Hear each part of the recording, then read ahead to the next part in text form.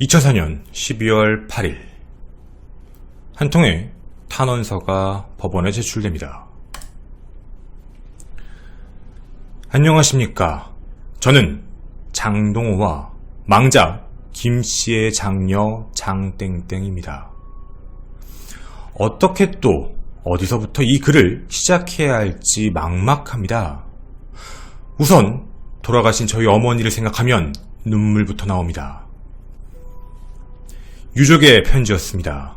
엄마에 대한 그리움, 그리고 평상시에 많이 고생하셨던 엄마에 대한 이야기로 시작을 합니다. 근데 갑자기 글이 바뀝니다. 그런 엄마에게 장동호라는 사람은 한 점 도움도 되지 않습니다. 엄마가 생선 장사를 하실 때도, 또 바다에 나가 조개를 잡아 파실 때도 집만 됐습니다. 시장에 앉아 장사를 하고 있으면 노름만 하다가 돈이 떨어져서 와서는 돈 내놓으라고 소리 지르고, 언제부터는요 의처증 증세도 나타냈습니다. 밤낮으로 욕하고 너는 사람도 아니다 라는 식으로 취급하고 구타도 잦았습니다. 저는 정말 억울합니다. 자기가 저지른 일 아니라고 우기는 것도 너무 억울합니다. 그 사람 입에서 나오는 말들은 한마디 한마디가 다 거짓말이고 지금도 역시 그런 것 같습니다. 사고가 났던 날도 경찰서에서 전화가 왔는데 아차 싶었습니다. 장동호가 드디어 죽였구나, 이런 생각이 들었으니까요. 그동안 장동호가 엄마를 대하는 행동들이 위태위태했습니다. 저러다가 곧 엄마가 죽지 않을까, 그 불안감으로 제 마음은 항상 답답했습니다. 엄마한테 옷을 다 벗어라 라고 하고 밧줄로 온몸을 묶고 칼을 들이대고 바람을 폈냐 안 폈냐 인정해라 라며 소리를 지르고 도저히 사람으로서는 할 수 없는 행동들을 행했습니다. 장동호는 누가 돈만 준다고 하면 분명 청부살인이라도 할 사람입니다. 그 사람은 돈에 미쳐서 여러 개의 보험을 들어놓고 자신 마누라를 계획성 있게 살해했으니까요.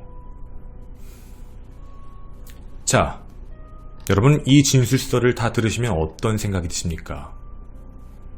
한 가정에 남편이 아내를 죽였다.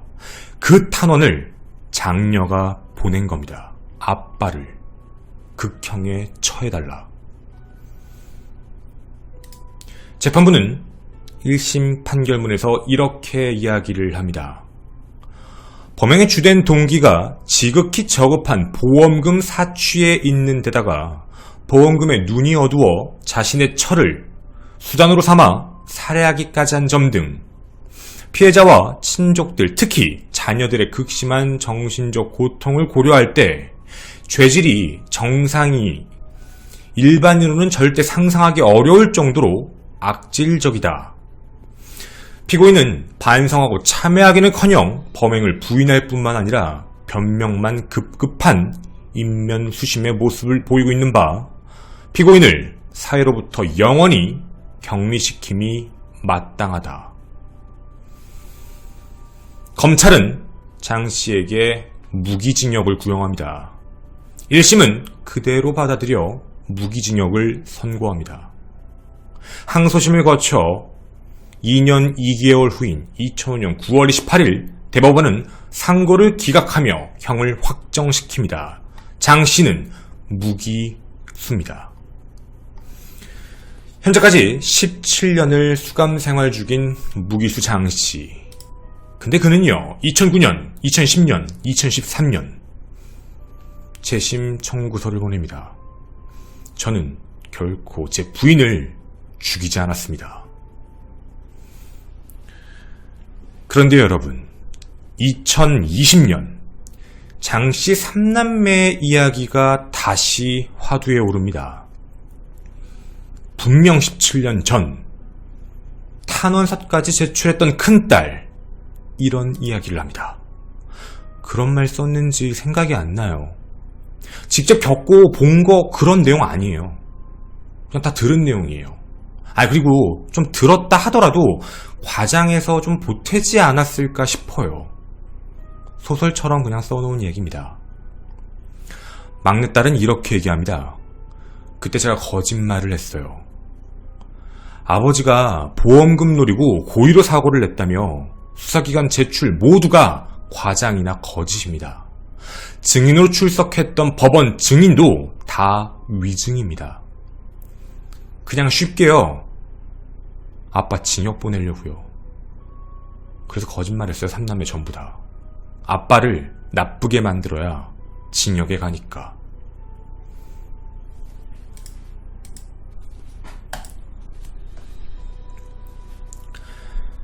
안녕하십니까. 전국 유튜브 독자 여러분, 아프리카TV 시청자 여러분. 미제사건 관련 콘텐츠를 진행하는 토요사건 팩트의 김원입니다. 단순한 흐름만 보기엔 무언가 좀 이상한 내용입니다. 그리고 정리도 되게 어렵고요. 복잡합니다. 3남매가 과거에는 아빠가 범인이야라고 했다가 17년이 지나서는요. 아니에요. 우리가 그때 위증한 거예요. 사람들은 이렇게 이야기를 합니다. 17년 지나서 위증에 대한 공소시효가 끝나서 이제 와서 얘기하는 거 아니야? 그 보험금 얘기가 있던데 그 보험금을 지금이라도 받으려고 그러는 건가? 왜 이제야 나타나는 거야? 자, 여러분도 아마 비슷한 생각이 드실 겁니다. 그리고 특히 이 영상을 방송으로 먼저 접하신 분들은 더더욱 강하실 거고요. 우리는 이 사건이 왜 복잡해졌고 사람들 사이에서 여러 가지 이야기가 나오는 원인을 찾고 싶었습니다.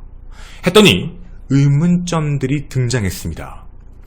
그 의문점들을요, 좀 분리해서 이야기를 해보고 싶은데 아마 여러분들도요, 이게 왜 헷갈렸는지 지금 이 나누는 섹션만 들어보셔도 이해가 가실 겁니다. 자, 여러분. 첫 번째, 제일 중요한 건 무기수 장 씨는 정말 아내를 죽였을까요? 무슨 소리냐면 그 살인, 어떻게 보면 자신은 무죄라고 주장하고 있는 상황에는 그 둘만 있었습니다. 한 명은 사망했고 한 명은 살았죠. 현재 무기수입니다. 그 상황은 나머지 사람들이 알 수 없는 사건 기록일 뿐입니다. 사건 기록을 바탕으로 이게 진짜 유죄인지 무죄인지를 판단해보는 게 중요합니다. 그 외부의 개입은 나중이고요. 그리고 또 하나 나눠서 얘기할 두 번째 섹션은 3남매는 그때 당시에 17년 전 왜 거짓말로 탄원서를 작성했을까? 라는 문제입니다. 그리고 세 번째는 이제 유추가 되실 겁니다. 그러면 왜 17년이나 지나서 이제 와서 얘기를 하는 것일까? 우리가 이 세 가지를 분류하는 이유가 있습니다. 조금 더 사실에 가깝게, 진실에 가깝게 1200장입니다. A4 용지로만 말이죠. 사건 기록, 공판 기록을 확인해서 여러분에게 그 섹션별로 정확한 내용들을 전달해드리고자 합니다. 판단은 여러분이 하시는 겁니다. 자, 그럼 지금부터 첫 번째 섹션, 정말 장 씨는 억울한 옥살이를 했을까? 에 대한 이야기를 시작해 보도록 하겠습니다. 자, 지금부터 여러분, 보험금이다 뭐다 다 제끼겠습니다. 이 사건만 바라봐 주십시오. 그리고 이상한 점이 어디서 납득이 되는지도 함께 고민해 주시면 좋겠습니다. 때는 2003년 7월 9일 밤 8시 39분이었습니다.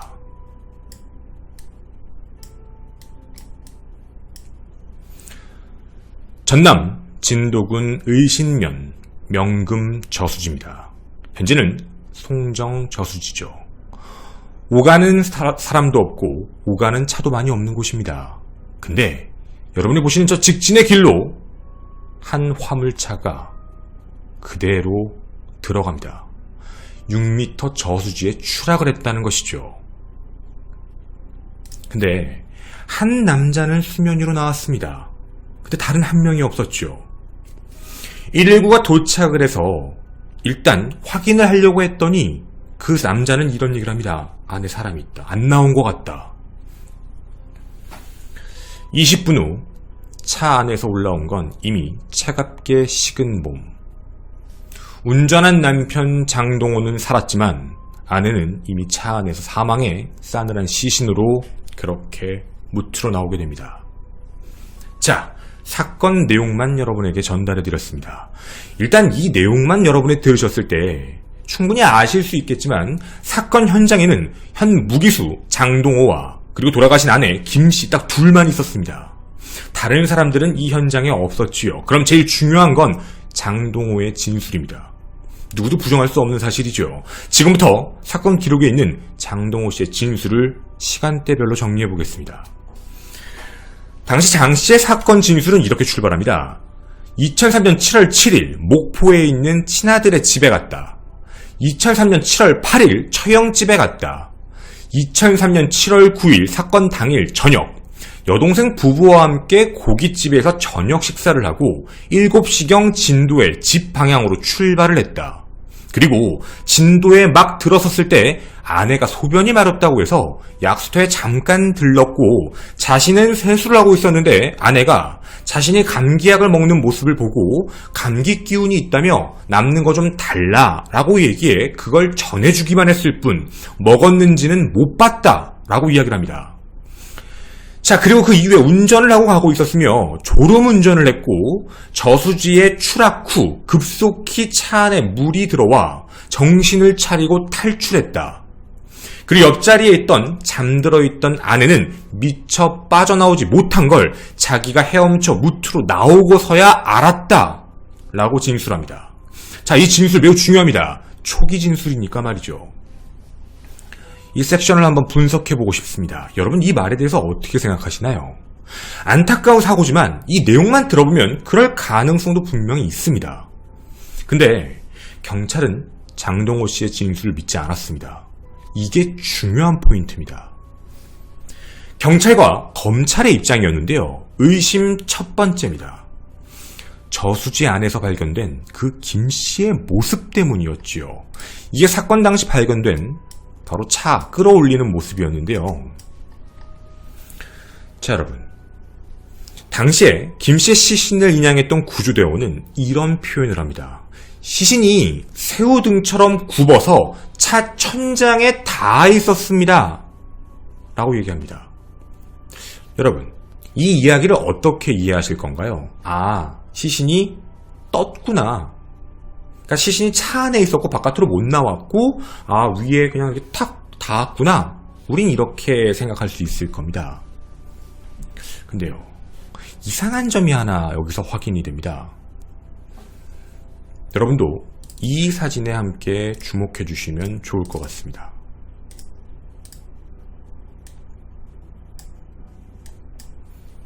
보이십니까? 여러분이 보이시는 장면을 보면 안전벨트가 채워져 있습니다. 안전벨트가 채워져 있는데 시신이 위로 올라왔다. 저게 과연 가능한 얘기일까? 라는 문제죠. 근데 여러분, 이 진술에서 좀 저희가 이상하게 봤던 점도 사실 또 하나 있습니다.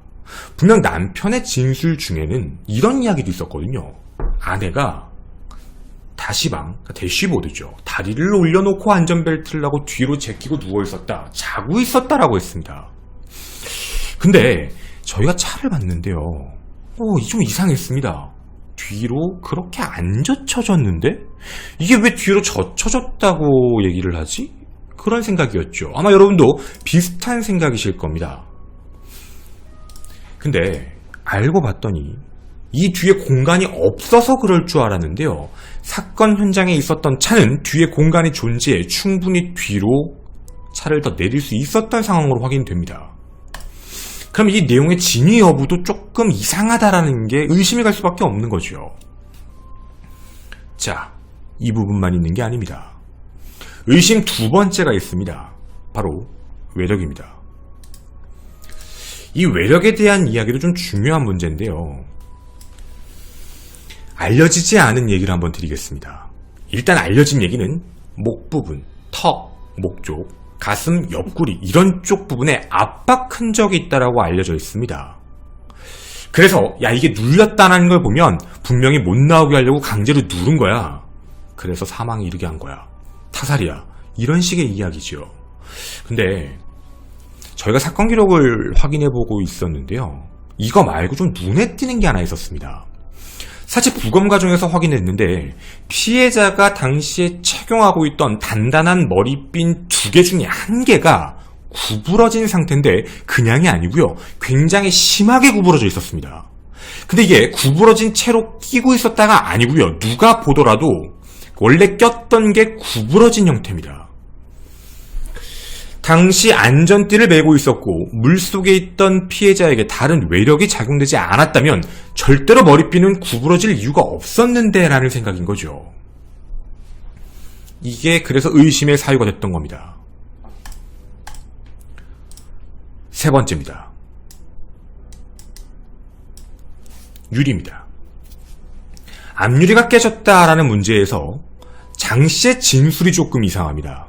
장 씨는 영화에서 본 것처럼 치고 뚫고 앞으로 나갔다라고 진술을 했습니다. 당연히 의심을 하죠. 대부분은 차라리 들어가면서 그냥 깨졌어요 라고 얘기하면 그럴 수도 있는데 이걸 어떻게 과연 자기가 깼다라고 할 수 있지? 당연히 뭔가 의심이 될 수밖에 없는 상황.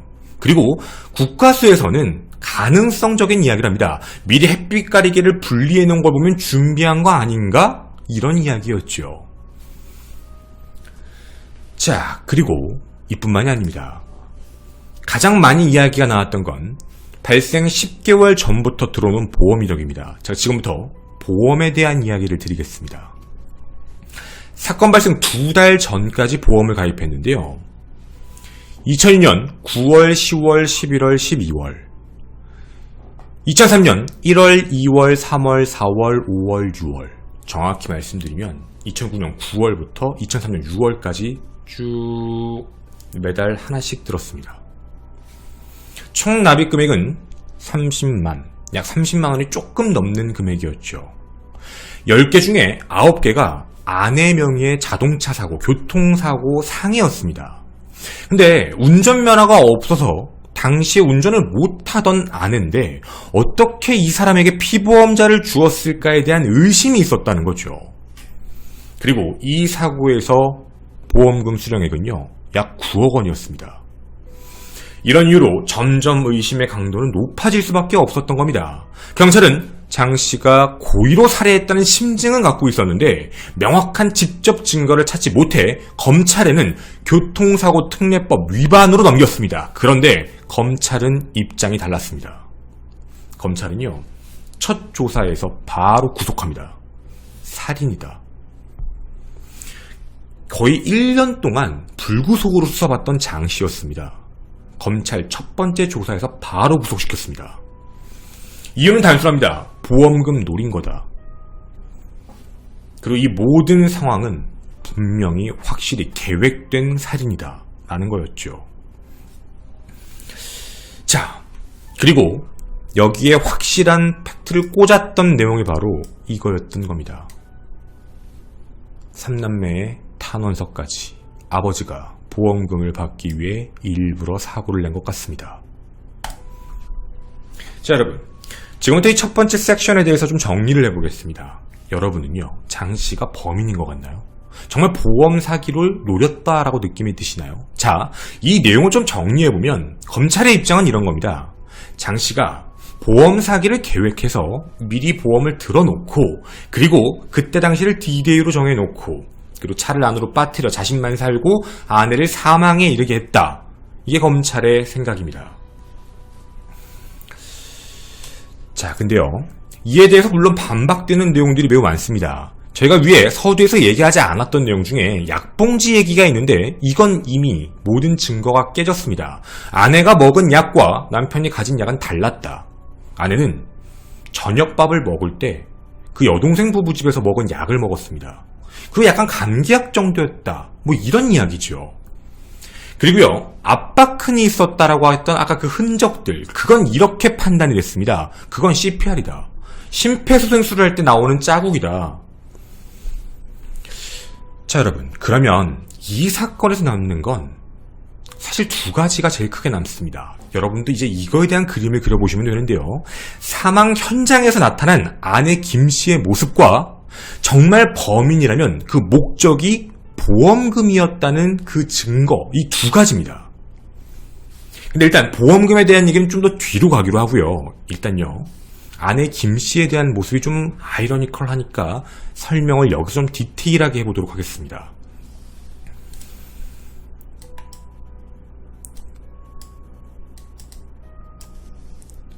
자, 여러분, 여기를 보시면 이 차량은 화물차입니다. 크게 눕혀져 있지도 않은 상황. 그리고 분명 자기가 눕혀졌고 그리고 그냥 누워서 다시 방에 발을 올리고 있었다라고 진술을 했는데 보여진 모습은 약간 그런 모습이 아니었습니다. 물론 졸음운전 때문에 기억에 오류가 생길 수도 있지요. 약수터 전까지는 그랬는데 약수터 이후에는 바꿨을 수도 있습니다. 다시 올바르게 앉았을 수도 있지요. 어쨌든 중요한 건 벨트는 맸습니다. 자, 그럼 여러분 어떻게 시신이 벨트를 한 채로 떴을까요? 여러분에게 한번 질문을 던져보겠습니다. 자, 만약에 옆에서 강제로 했다라고 한다면 어떤 모습일까요? 차가 물에 빠졌다. 아내가 바로 깼다. 아내가 벨트를 풀렀다. 그리고 밖에 나가려고 했는데 남편 장씨가 강제로 눌렀다. 그리고 아내가 사망했고 보험금을 더 타내기 위해서, 왜냐면 안전벨트를 맸다는 게 더 돈을 주니까 옆에 있는 벨트를 잡아서 끌어서 벨트를 묶어 놓고 그리고 바깥으로 탈출했다. 이게 검찰의 의견입니다. 자, 이게 첫 번째 가능성입니다. 그 다음입니다. 두 번째 가능성입니다. 두 번째 가능성은 사고가 났다. 둘 다 깼다. 깜깜해서 아무것도 안 보이는 밤, 어두운 저수지, 흙탕물 속. 남편은 일단 먼저 뚫고 나갔다. 아내도 자기가 살아야 된다는 생각 때문에 발버둥 치며 빼고 몸을 바깥으로 뺐다. 근데 호흡이 거칠어졌고 너무 당황했고 어디로 가야 될지 모르고 어디가 나가는 문인지 모르거나 옆에 있는 문을 열려고 시도를 했다. 머리를 박으면서 부딪히며 열려고 문을 깨려고 했다. 앞문이 뚫린 건 몰랐을 거니까. 경우였습니다, 여러분. 이런 상황일 때 나중에 호흡이 거칠어져서 결국 사망에 이르게 되었다라는 경우에서 두 번째입니다. 자, 경우에서 두 번째를 놓게 되면 의식이 있었고 살아남으려고 했는데 호흡이 거칠어져서 사망하게 된 거고요. 제가 전자로 얘기한 건 살해를 직접적으로 했다는 얘기가 됩니다. 여러분은 둘 중에 어떤 게 더 가능성이 크다라고 보이시나요? 사실 제가 검찰의 기록에서 조금 아이러니했던 부분은 바로 이겁니다.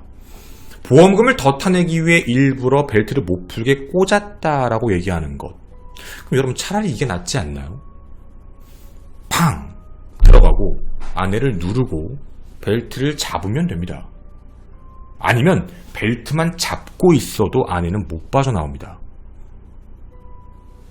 다 아실 겁니다.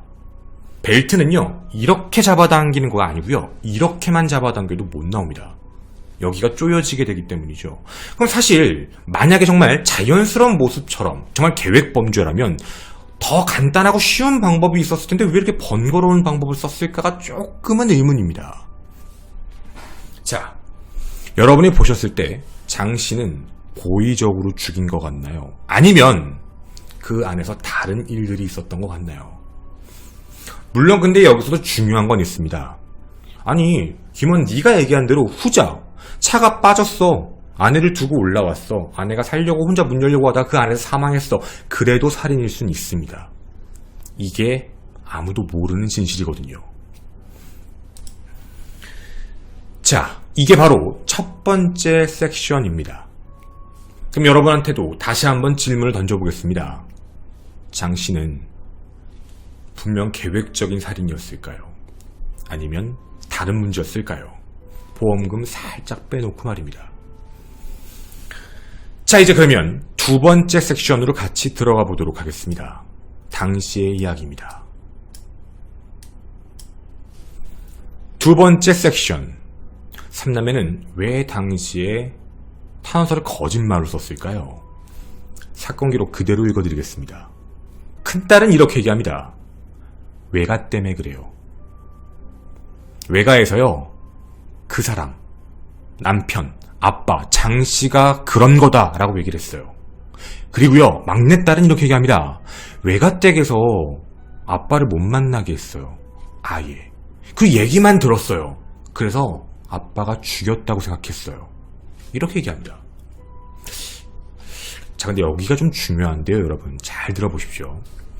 2003년 7월 당시 막내딸 장씨는 마지막으로 출가 외인이었습니다.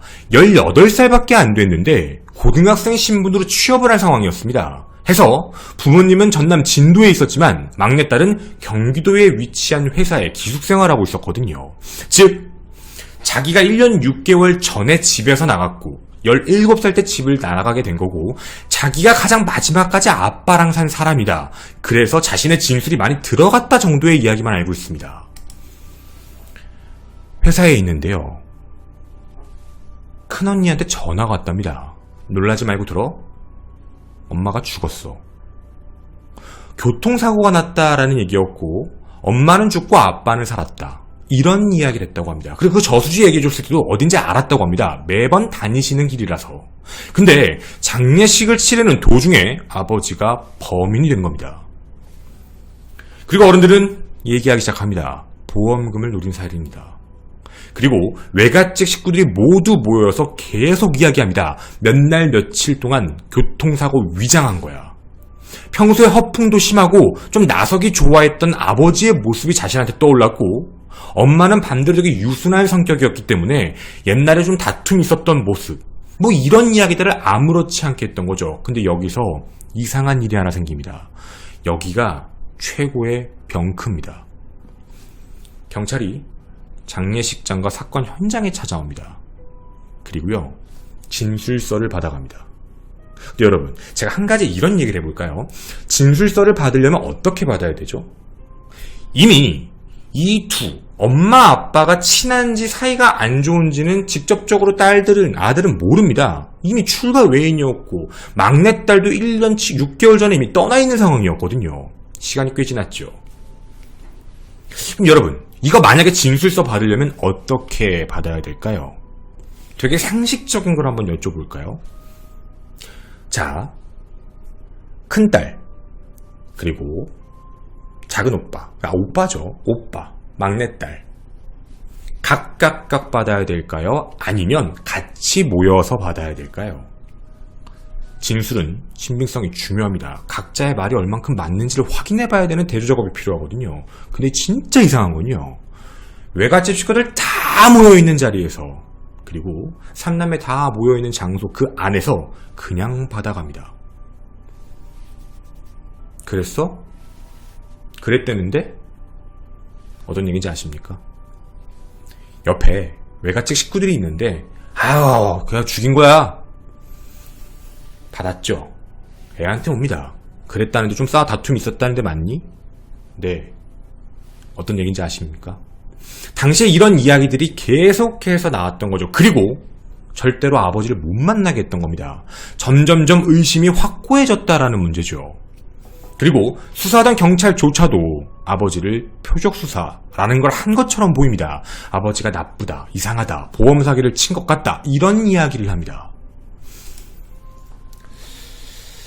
자, 그럼 이제 여러분도 당시 어떤 상황이 있었는지는 아시게 될 겁니다. 그리고 그 이후에요. 뭐 무속인이 와서 천도제를 지낼 때 갑자기 빙의를 해서 아버지에게 네가 죽였지. 네가 나 목 졸라 죽였지. 뭐 이런 얘기를 하는 모습을 보고 두려워하기 시작했고 큰 이모는 계속 이런 얘기를 했다고 합니다. 자꾸 네 아버지가 칼을 들고 쫓아오는 꿈을 꿔. 근데 그 이야기에 영향을 받아서 나중에 막내딸도 얼굴 없는 그림자가 자신을 찌르는 꿈을 자꾸 꾸게 됐다고 합니다.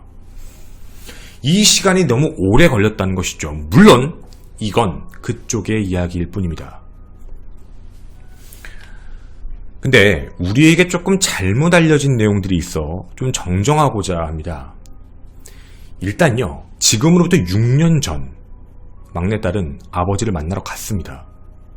왜 갔냐면요, 아무리 그래도 어쨌든 좀 죄책감이라도 덜어보려고 회개하겠지, 참여하겠지 이런 생각으로 갔는데 처음에는 알아보지 못했다고 합니다. 그러다가 이야기를 좀 나눴을 때도 나 아니다, 재신 청구했다 이런 이야기만 했지만 그때도 아버지가 범인이라고 생각을 하고 나왔다고 합니다. 그런데 3년이 지난 2017년 여러분도 아마 TV 프로그램에서 보셨을 텐데 충남 서산경찰서 소속 전 경감님께서 찾아옵니다. 내가 이 사건을 확인해 봤는데 이상합니다. 그리고 그 이상한 점을 알려준 거죠. 그래서 2017년부터 2020년까지 3년 동안 경감님과 막내딸은 같이 수사 기록을 모았습니다. 그리고 증인을 찾아다녔죠. 아마 방송에서 보신 보험 설계사도 그걸 막내딸인 분이 찾은 겁니다. 자, 그리고 이런 증언이 나옵니다. 보험 가입 당시에 보험을 가입한 사람은 아빠가 아니다. 엄마가 가입을 했다. 라는 이야기입니다. 자, 이게 이제 그때 당시에 나왔던 얘기들, 수사 기록에 있는 내용들입니다. 찾았던 내용들, 그러니까 우리한테 좀 알려지지 않았던 내용들, 그리고 진술서 내용들이 좀 이상하다는 이야기가 많습니다. 전부요, 모모한 것 같아요, 그런 것 같아요, 마치 누군가한테 들은 얘기를 전하는 말투들, 그랬던 것 같아요, 그랬었던 것 같아요, 모모한 것 같아요 라는 말만 씁니다.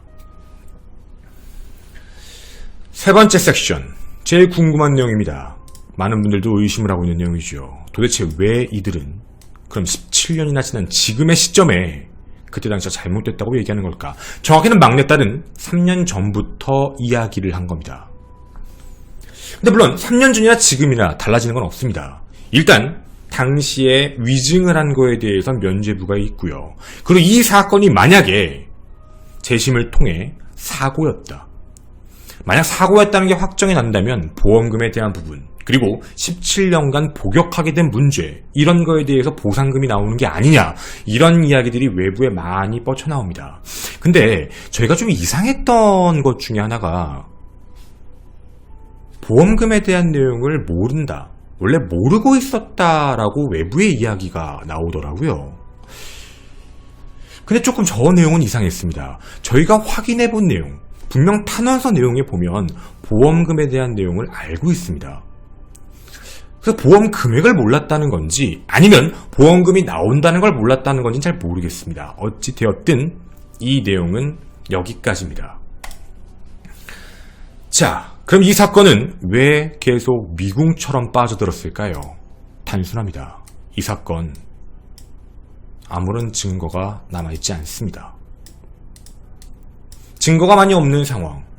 당시에 그냥 가족들이 그렇다라고 하니까 이 사람이 범인일 거야 라고 해서 수사를 그냥 했습니다. 자, 지금이 남는 기록이 봤을 땐 의문점만 남거든요. 재심이 청구됐습니다. 사람들은 얘기합니다. 재심이 돼서 무죄가 되는 거 아니냐. 여러분, 재심이란, 그리고 무죄란 굉장히 범주가 넓습니다. 아시겠지만 무죄는 단 1%의 가능성, 혹은 수사가 좀 잘못됐다라는 게 인정이 되더라도 나올 수 있거든요. 저희는 마지막으로 이게 제일 궁금했습니다. 도대체 왜 보험을 그렇게 많이 들었을까? 아내 명의로. 근데 이유는 이렇게 얘기합니다. 물론 판단은 여러분이 하십시오. 지역이다, 대출받기 위해 농협, 우체국 이런 데 가면 한 달에 한 번씩 그냥 들어주는 보험, 남들도 많이 드는 보험, 지역의 특색이다. 그리고 본인한테 하지 않았던 이유는 이왕 들어주는데 아내 걸로 했다. 아니 왜 운전면허도 없고 운전도 안 하는 아내 걸로 교통상해 치사로 해? 단순한 이유는 아내가 밖에 다닐 때 남편과 같이 차를 타고 다니니 만약에 사고가 난다면 우리 둘 어차피 같이 있을 거니까, 그런 생각이었단 얘기입니다. 물론 이것도 의견일 뿐입니다. 이 사건을 저희는 세 가지 섹션으로 나눴습니다. 정말 장 씨는 현장만 봤을 때 범행을 저지른 게 계획적일까? 그리고 왜 이들은 17년 전에 위증을 했을까? 17년 후에 왜 이런 이야기를 다시 할까? 여러분의 생각이 궁금합니다. 저는 토요사건 팩트의 김원이었습니다. 감사합니다. 저희 뒷이야기 하겠습니다.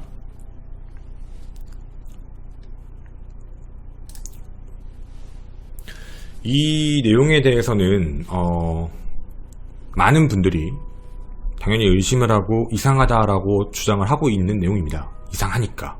그리고 상황적으로 봤을 때도 이런 느낌이니까. 근데 이게 중요한 게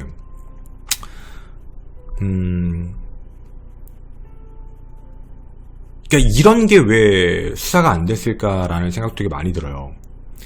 예를 들어서 차가 빠진 모습 있잖아요. 차가 빠진 모습이 어떻게 얼마만큼의 속도로 빠졌지? 왜냐면 천천히 들어간 거랑 확 간 거는 그 앞에가 그 판넬도 있지만 그 앞에 잔디 같은 거 있거든요. 그러니까 만약에 차가 빨리 갔으면 떴을 거예요. 근데 차가 천천히 갔으면 이렇게 들어갔을 거고. 그러니까 그 어느 정도의 어느 위치에 빠졌을지에 대해서도 좀 판단이 좀 더 됐으면 좋겠는데 그런 부분에 대해서도 너무 명확하진 않았고, 그러니까 수사에 대한 부분도. 그리고 분명히 이 이야기대로면 완전히 졸았다예요. 그러니까 완전히 잤다예요.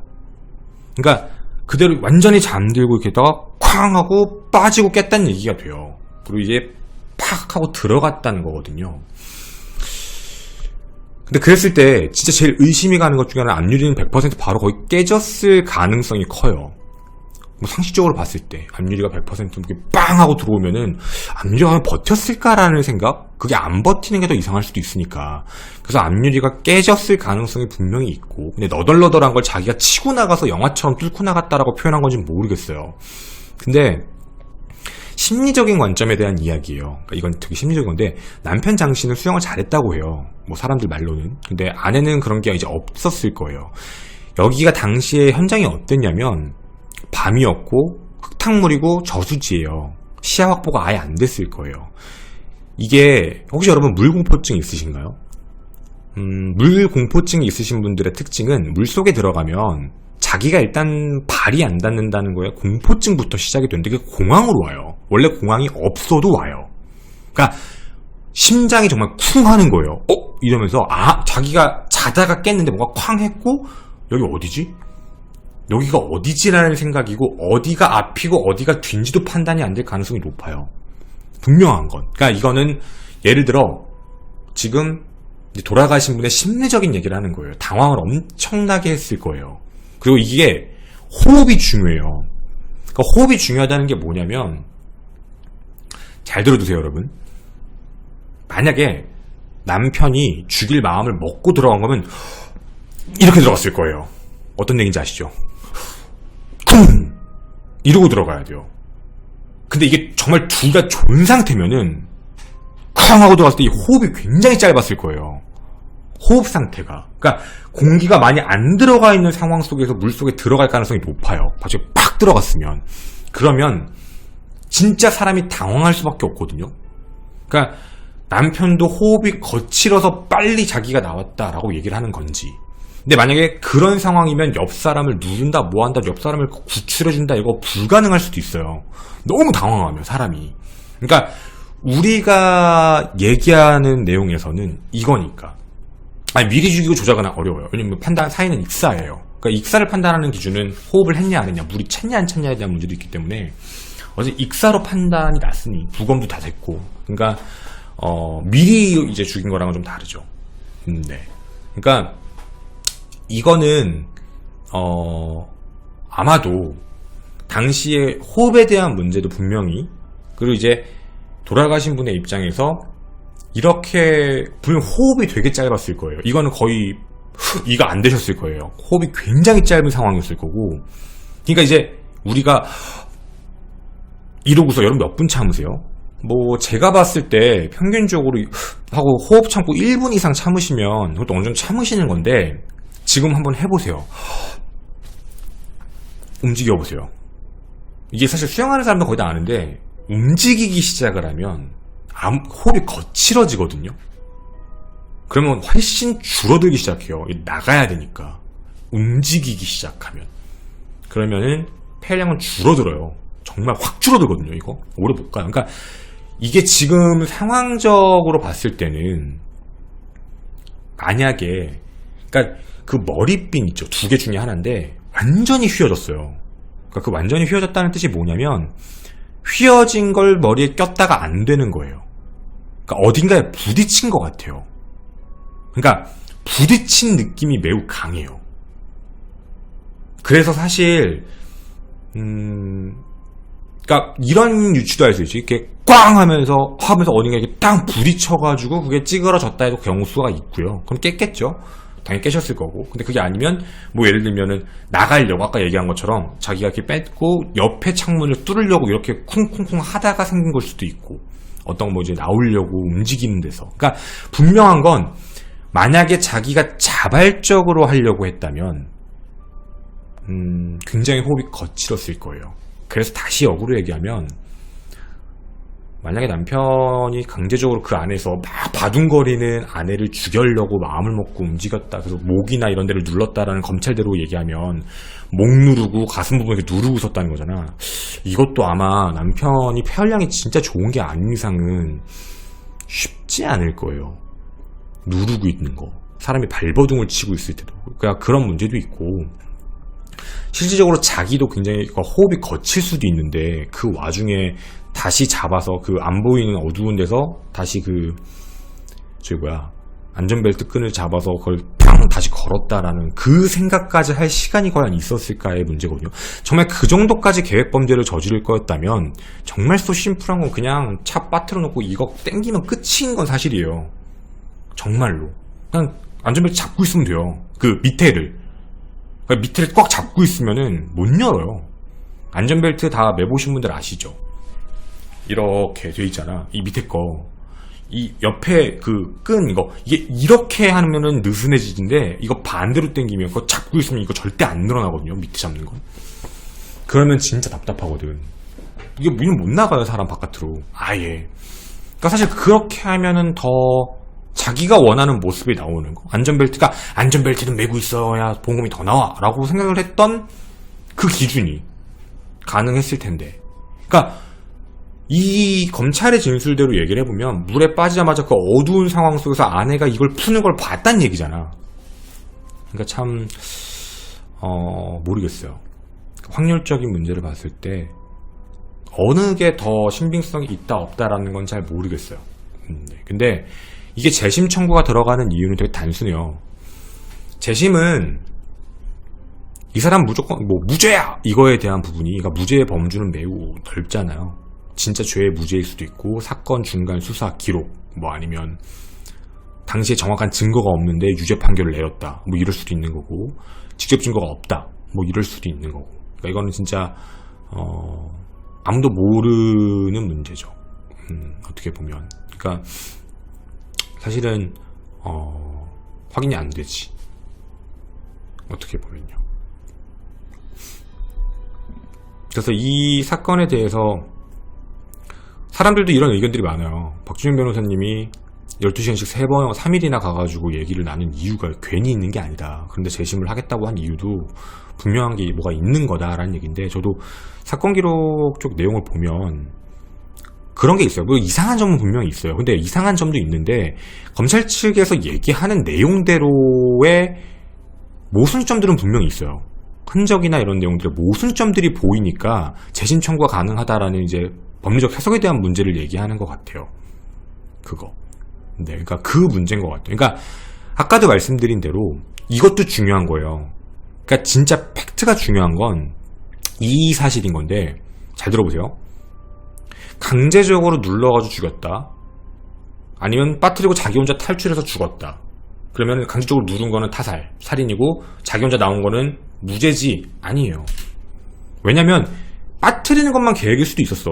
그래서 그게 살인의 의도일 수는 있잖아. 빠뜨려야지, 빠뜨리고 나는 나가야지, 그래서 아내 사망했다. 이것도 살인의 계획이 되잖아요. 그러니까 안에서 아내가 혼자 발버둥을 쳤다도 경우수가 두 개가 돼요. 하나는 이제 사고일 수도 있고, 진짜 하나는 살인일 수도 있는 거야. 이건 모르는 거야. 그러니까 제가 봤을 때는, 우리 뒷이야기 뇌피셜이니까 검찰에서 얘기하는 게 눌러가지고 살해를 했다라는 거는 좀 이상하고, 여기가 맞는 것 같다라는 얘기예요. 이거 둘 중 여기를 판단을 더 했었어야 되는 거 아닌가라는 생각. 여기. 그러니까 여기를 더 분석했었어. 그러니까 제대로 여기를 더 경찰이 찾고 검찰이 찾았어야 되는 거 아닌가라는 생각. 그러니까 여기로 밀어붙이는 거 말고, 눌렀어, 약 먹이고 수면제 먹이고 누른 거야, 그리고 죽이고 올라온 거야, 이거. 그리고 벨트를 채우고 올라온 거야, 이거 말고. 그러니까 여기로 나눴어야 됐던 거지. 아내가 자발적으로 올라와서 사망하는 경우까지, 자발적으로 올라와서 자기가 살려고 했는데 못 나와서 사망하는 경우, 그것도 사고일 수도 있고 계획 범죄일 수도 있잖아요. 범주가 나눠보면. 그러니까 이쪽에 대한 부분이 좀 더 명확하게 수사가 들어갔으면 더 깨끗했을 것 같은데, 여기를 수사를 안 해서 여기가 제대로 안 들어갔어요. 이게 좀 더 명확했었어야 되는데. 그러니까 아내가 혼자 있었다라는 전제 조건을 두고 그 이외에서 타살의 흔적을 찾았어야 되는데 그게 안 됐지. 그래서 아내분이 수영을 못하는 것 같아요. 그런 운동신경이 없으신 그런 분인데 확실한 건 심리적으로 분명히 당황했을 거예요. 아무것도 안 보이는 상황에 어디가 출구인지를 모르잖아. 어디가 유리가 뚫렸니. 되게 단순한 얘기 하나 해드릴까요? 운전하지 않는 분이잖아. 아내분. 이건 팩트예요. 아내분은 운전하시는 분이 아니야. 여기 운전 안 하시는 분들 있죠. 땅 하고 차 안에서 뭔가 빠진 느낌 나고 안에 물 찼어. 사람 운전 안 하는 사람 매우 심플하고 단순하게 생각해요. 차문 열려고. 차문을 열어야 될 거 아니야 일단. 차문을 열 시도가 앞이 뚫렸다 어차피 안 보여요 거기. 그러니까 앞으로 나가야지를 생각을 안 한다니까. 그거 어떻게 생각해 그걸? 근데 앞으로 나가야겠다. 이 생각이 들지도 않을 거예요. 아마 이게 일반적으로는 앞이 뚫렸다라고 생각할 수가 없거든. 그러니까 분명히 원래대로 그냥 난 차문을 열고 나가야겠다라는 생각밖에 없을 가능성도 있기 때문에 차에 대해서 이 임팩트가 있지 않아서, 그리고 차문 어딨지 어떻게 안 보였을 거라서 이런 부분 하다가 호흡은 거칠어지고 사람이 당황하니까. 그래서 오랜 시간이죠. 이게 의견이 너무, 그러니까 이게 지금 저희 매니저님 말씀해 주신 게 너무 딱 그거예요. 그러니까 너무 나뉘어요. 그게 문제야. 그러니까 초기 수사 단계에서 지금 확률이 나뉘잖아.